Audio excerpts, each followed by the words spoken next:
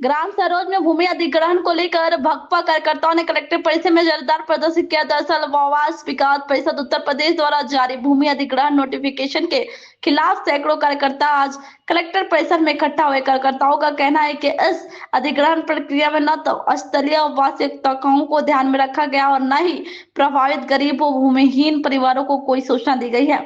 भाकपा नेताओं ने मुख्यमंत्री को संबोधित ज्ञापन जिलाधिकारी मऊ को सौंपते हुए गंभीर आरोप लगाए। उन्होंने कहा कि दिगंबर अगाड़ा नामक बस्ती के लोग जो दशकों से यहाँ रह रहे हैं, उन्हें अपना पक्ष रखने का कोई अवसर नहीं दिया गया है।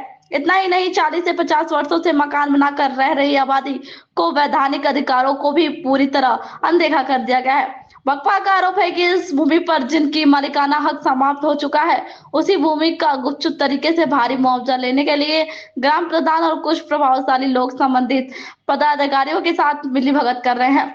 वरिष्ठ भाकपा नेता रामसोच यादव की अध्यक्षता में आयोजित इस प्रतिरोध सभा के कार्यकर्ताओं ने साफ कहा है कि अधिग्रहण कर्मियों के साथ सराहनीय अन्याय है और अगर सरकार ने इस पर तत्काल संज्ञान नहीं लिया तो आंदोलन और तेज कर दिया जाएगा। फिलहाल सबकी नजर मुख्यमंत्री के रुख पर टिकी हुई है।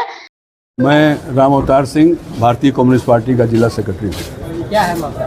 आज मामला सिर्फ एक बिंदु पर कम्युनिस्ट पार्टी के जिले के लोग यहाँ आए हैं। सरोज गांव के में एक बस्ती है, राजभरों की खास तौर से, मूल रूप से वो दैनिक मजदूरों की बस्ती है, जो मैक्सिमम उसमें खेत मजदूर हैं या निर्माण मजदूर हैं या बकरी और छोटे मोटे जानवर पाल के जीवन यापन करते हैं।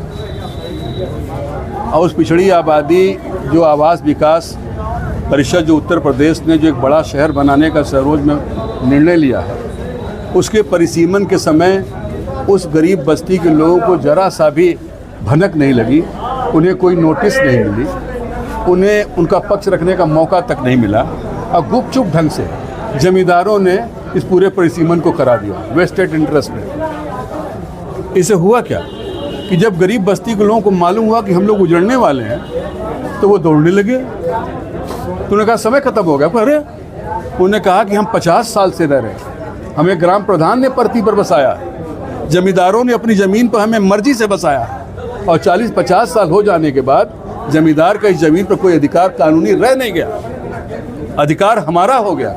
तो हमसे न पूछ रहे हो न हमको उजाड़ने में कोई मुआवजा मिलेगा, और वो वेस्टेड इंटरेस्ट जो जमींदार अपनी मालिकाना खो चुके हैं वो भारी मुआवजे के हकदार हो जाएंगे और इस सांठ-गांठ में लगे हुए सामंती।